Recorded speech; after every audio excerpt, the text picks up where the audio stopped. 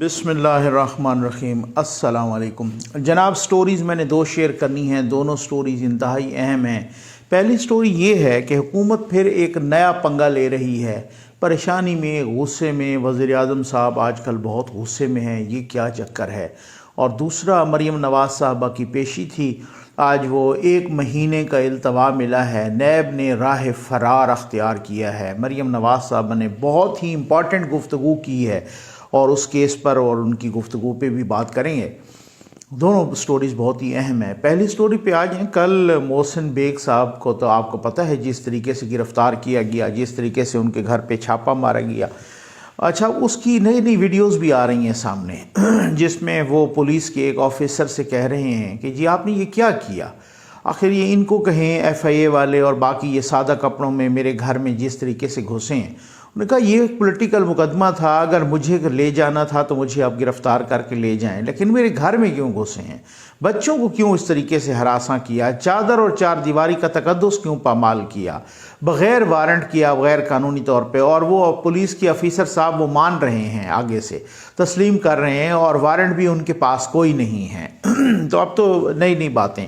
कल एक जज साहब ने, एडिशनल सेशन जज हैं ज़फ़र इकबाल साहब, उनकी अदालत में उनके वकील मोहसिन बेग साहब के वकील गए और उन्होंने कहा जाके कि जी इस तरीके से ज़्यादती हुई है मेरे मौकिल के साथ। उन्होंने कहा कि जी मुकदमा वहाँ पे मुराद सईद साहब की दरख्वास्त पर दायर हुआ है को 9 बजे, और यहाँ पर 8 बजे पहले से ही जो है ना पुलिस और FIA वाले मौजूद थे। खैर वो तो उधर जज साहब ने भी लिखा कि 9 बजे वहाँ पे कंप्लेंट हुई है, और जनाब ये बात ये है कि अब उसके बाद 9:30 बजे यहाँ पे छापा पड़ गया है। अच्छा, फिर अब आप फुर्तियाँ तो देखें ना, और कहें कि लाहौर FIA का जो कंप्लेंट दर्ज हुई है, शिकायत दर्ज हुई है, वो लाहौर में हुई है, 9 बजे हुई है, 9:30 बजे इस्लामाबाद में छापा पड़ गया है। लाहौर FIA का कोई एक बंदा भी नहीं आया।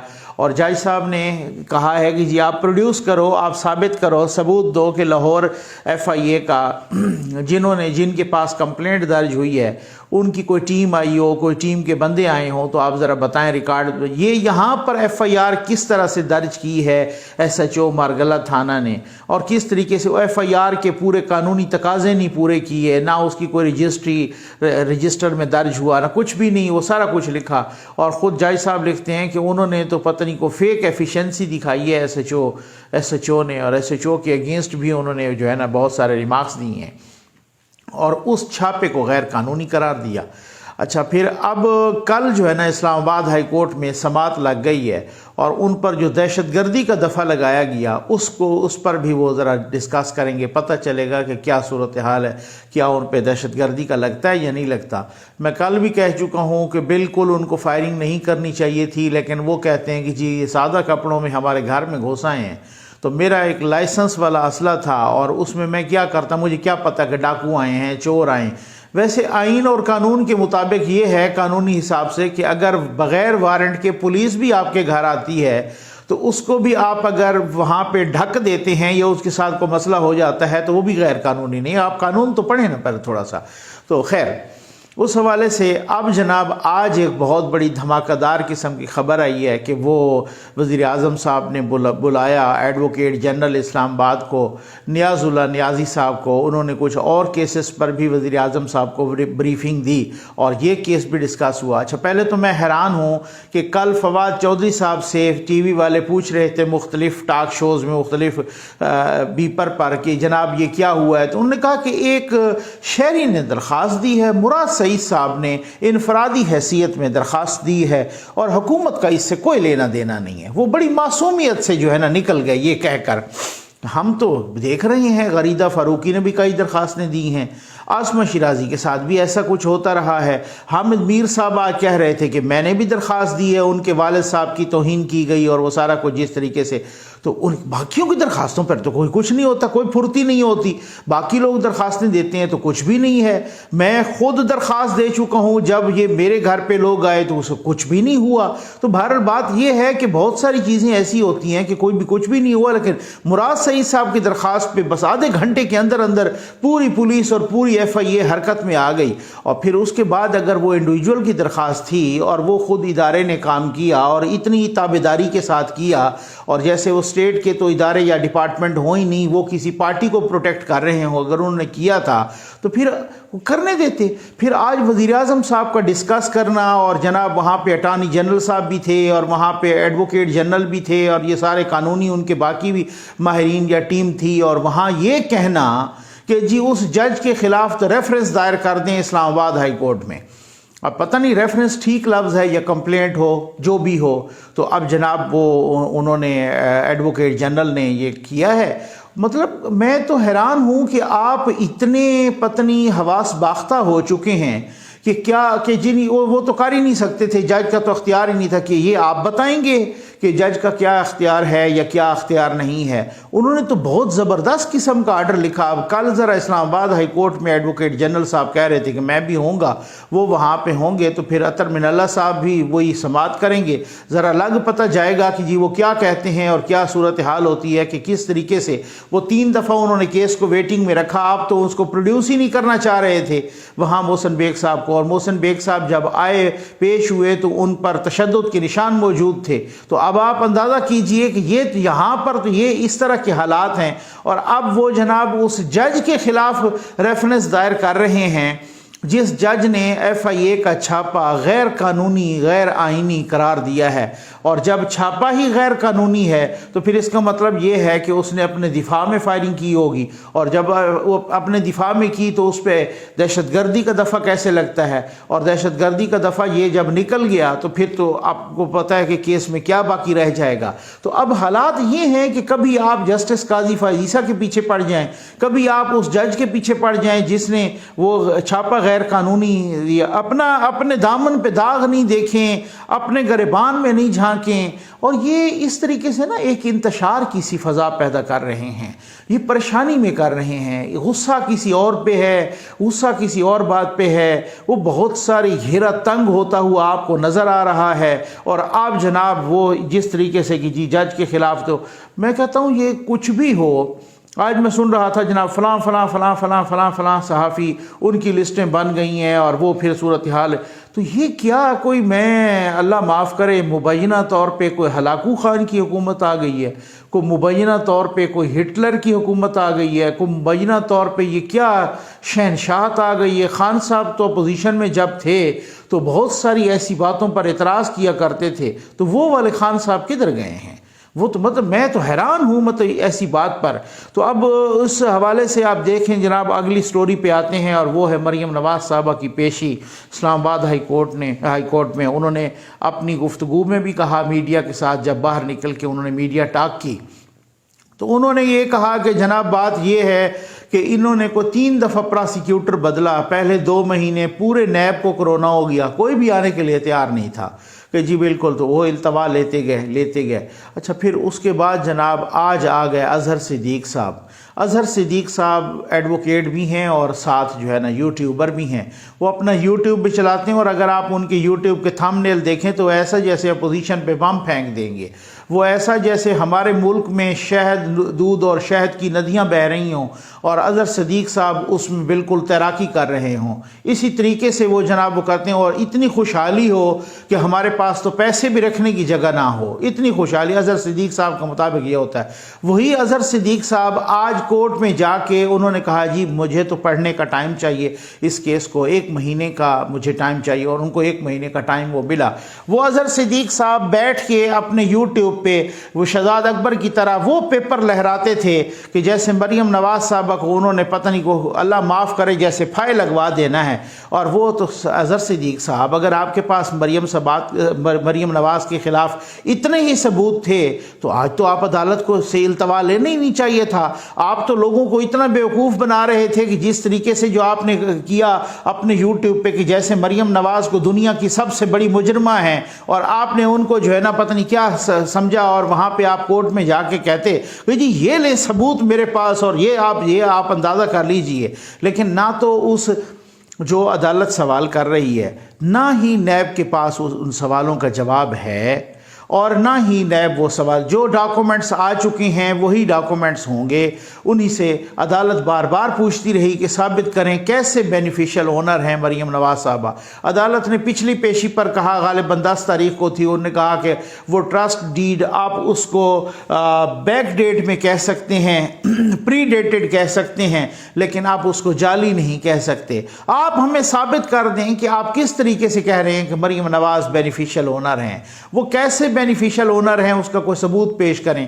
آپ نے تو ایک پرائیویٹ فرم کا لکھا ہوا خط جو ایک وکیل نے لکھا، اس کی بنیاد پہ آپ کہہ رہے ہیں کہ مریم نواز صاحبہ جو ہے نا بینیفیشل اونر ہیں، اور اگر بالفرض وہ بینیفیشل اونر کہیں سے ثابت بھی ہو جائیں تو پھر تو ان کے والد کو پکڑیں، ان کا کیا قصور ہے؟ تو بہت سارے ایسے چبھتے ہوئے سوالات کیے ہیں جو نیب کے آپ یقین کریں کہ پراسیکیوٹر کا وہاں پہ ستیہ ناش ہو گیا۔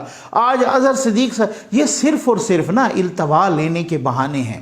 یہ التوا اور اس کیس کو میں نے پچھلی ویڈیوز میں بھی آپ کو بتایا کہ ابھی کل پرسوں کیبنٹ کی میٹنگ ہوئی اور فواد چودھری صاحب وزیر اطلاعات صاحب نے باہر آ کے کہا کہ یہ جو سٹے کا چکر ہے نا، یہ عدالتوں کا جو کیسوں کو آگے کرنا اور التوا کا، یہ بڑی بری بات ہے اور اس پہ ہمیں ضرورت ہے کانسنٹریٹ کرنے کی، اور کیبنٹ میں بھی ڈسکس ہوا۔ جناب آپ کا اپنا ڈپٹی سپیکر سٹے پہ بیٹھا ہے، یہ آپ کا جو ہے نا BRT سٹے پہ چل رہی ہے، آپ کا سارا کیس فارن فنڈنگ والا آپ اسی طریقے سے وکیل بدلتے رہے۔ شہباز شریف صاحب نے وہ ہرجانے والا کیس کیا، 4 سالوں سے چل رہا ہے، آپ اسی طریقے سے ڈیلنگ ٹیکٹس کر رہے ہیں۔ اب مریم نواز کے خلاف کوئی ثبوت ہے تو پیش کریں انہیں اور سزا دلوائیں۔ پچھلی پیشی پر جناب وہ جو کچھ ہوا تو وہ عمران ریاض صاحب نے بھی کہا کہ مریم نواز صاحبہ کو ریلیف دینے کا پروگرام بن رہا ہے، اور آج آپ کو التوا بھی مل گیا تو آپ جلدی جلدی اس کے خلاف ثبوت پیش کریں اور اسے آپ عدالت سے جو ہے نا، اگر آپ کو تو عدالتوں پر پورا اعتماد ہے، اور آپ عدالت سے سزا دلوائیں۔ جس کسی کے پاس اور بھی کسی کے پاس ثبوت ہے تو وہ بھی ان کو نیب کو جمع کروائیں، لیکن نہ کوئی ثبوت ہے۔ یہ صرف اور صرف لوگوں کو بیوقوف بنایا گیا۔ یہ صرف اور صرف اس وقت چونکہ آپ کو پتہ ہے کہ بغض نواز میں نواز شریف کو کھائی میں پھینکنا تھا، ان کی بیٹی کو بھی ساتھ سزا دینی تھی، ان کے داماد کو بھی سزا دینی تھی، اس طریقے سے ایک بالکل بوگس انداز میں اور ایک وکیل کے خط پر سزا دے کے ان کو جیلوں میں ڈالا جاتا رہا۔ آج جو وہ سب کو ہر ایک چیز کا بھانڈا پھوٹ رہا ہے، ہر ایک چیز کا بالکل میں کہتا ہوں عریان ننگے ہو گئے ہیں۔ اب جناب وہ التوا پہ آ گئے ہیں، جس التوا سے ان کو خود پرابلم ہے اور وہ شکایتیں کر رہے ہیں، وہی التوا وہ خود لے رہے ہیں، وہی وہ وکیل بدل رہے ہیں۔ اسی طرح سے فارن فنڈنگ کیسز میں بھی انہوں نے وکیل، مجھے تو خدشہ ہے اگلے کہیں سماعت پہ اظہر صدیق صاحب کو کرونا نہ ہو جائے۔ یہ آپ یاد رکھیے گا، کوئی نہ کوئی ایسا صورتحال، یا تو ان کو ہیضہ ہو جائے گا، یا ان کو کرونا ہو جائے گا، یا ان کو ہو سکتا ہے اللہ معاف کرے قبض ہو جائے، یا کہیں کوئی اس طرح کا چکر چلائیں گے کہ وہ کہیں گے 1 مہینے کے بعد بھی ہم جو ہے نا اگلا کوئی ایسا لاہ عمل۔ آج تو عدالت نے یہ بھی اندیا دیا ہے کہ اس کو بھی دیکھتے ہیں کہ ڈے ٹو ڈے ہیئرنگ، یعنی روزانہ کی بنیاد پہ یا ہفتے میں کتنے دن سننا ہے، یہ بھی چلائیں گے۔ تو بھائی اب نا وہ جیسے کہتے ہیں نا کہ وہ گیدڑ کی موت آتی ہے تو وہ شہر کا رخ کرتا ہے۔ آپ کے گرد گھیرا تنگ ہو رہا ہے، آپ کے گرد آپ کی بالکل سیاسی موت ہونے لگی ہے۔ اس میں کوئی نہیں، اقتدار سے صرف جو صدا اقتدار ہے نا ہمیشہ کا، وہ پروردگار کا ہے، وہ انسان کا کوئی اقتدار نہیں ہوتا۔ اگر آج آپ نے آٹا، دال، چینی، گوشت، بجلی کے بل، گیس کے بل، یقین کیجئے واللہ میں آپ کو کہہ رہا ہوں، یہ اس پہ میں نے ٹویٹ بھی کیا تھا، آج آپ غریب کو چھوڑ دیجئے، وہ تو جینے کا نہیں رہا نا، وہ تو خودکشیوں پہ آ گیا ہے۔ ماں کی ممتا، اس کے مترادف کوئی پیار کا لفظ ہے ہی کوئی نہیں۔ اس میں ٹھنڈک ہے، اس میں چھاؤں ہے۔ ماں اپنے بچوں کو مار رہی ہے غربت کے مارے۔ اب آپ اندازہ کی، اور یہ سب سے پہلی حکومت ہے پاکستان میں کہ جس میں مڈل کلاس رگڑی گئی ہے، اس طریقے سے رگڑی ہے۔ میں نے ٹویٹ بھی کیا، آپ یقین کیجئے کہ میں آپ کو کہتا ہوں کہ اب یہ ہماری کوشش ہوتی ہے کہ بھائی جہاں بیٹھے ہیں نا، اگر ٹی وی لانچ میں بیٹھے ہیں باقی ساری بتیاں بجھا دیں۔ اگر کسی روم میں بیٹھے ہیں باقی ساری بتیاں بجھا. یہ حالات ہیں. آپ جائیں جس طریقے کا پیٹرول اتنا مہنگا ہو گیا ہے, یہ جن کو پیٹرول کے کارڈ ملتے ہیں اور سرکاری سطح پہ ان کو بغیر کوئی حساب کتاب کے پیٹرول ملتا ہے, چاہے وہ وزیر ہوں, مشیر ہوں, وزیر اعظم صاحب ہوں یا کوئی ہوں, ان کو کیا پتا کہ پیٹرول کتنا مہنگا ہو گیا ہے. جن کی بجلی مفت ہے انہوں نے کبھی بل ہی نہیں دیا, ان کو کیا پتا کہ بجلی کتنی آپ نے مہنگی کر دی ہے. جنہوں نے گیس کے بل ہی نہیں دیے ان کو کیا پتا کہ کتنے. اب مڈل کلاس کی یہ حالت ہو گئی ہے کہ جس کمرے میں بیٹھے وہ بتی جلاؤ, باقی سارے گھر کی بجھا دو. اب مڈل کلاس کی یہ حالت ہو گئی ہے کہ بچوں کو لے آنا لے جانا اسکول سے, یا آفس آنا اور جانا, باقی ایکسٹرا نہ نکلو. کو ویکینڈ پہ کوئی چیز لینی ہے تو وہ نکلو. یہ ویسن مڈل کلاس کی یہ حالت ہو گئی کہ جب پراٹھوں پہ جو ہے نا صبح تیل نہ لگاؤ, خیر ہے روکھے ہی کھا لیں گے ہم, اور ہاتھ نہیں پھیلانا, ٹھیک ہو, یا کم لگائیں, یا اس طریقے سے. یہ حالات ہو گئے ہیں مڈل کلاس کے. آپ کو اندازہ ہے اس کا؟ آپ کو کوئی اس چیز کا احساس ہے؟ میں کہتا ہوں کہ جس طریقے سے اب عوام کرب اور دکھ میں مبتلا ہے نا, اگر آپ کہتے ہیں کہ عوام خوشحال ہیں تو اللہ کرے یہی خوشحالی سارے وزیروں کے گھر میں, یہی خوشحالی وزیر اعظم صاحب کے گھر میں, یہی خوشحالی آپ کے عثمان بزدار کے گھر میں, اور یہی خوشحالی صدر پاکستان کے گھر میں آئے, یہی خوشحالی آئے نا ان بڑوں کے گھر میں, یہی خوشحالی لگ پتہ جائے گا کہ پاکستان میں ہو کیا رہا ہے.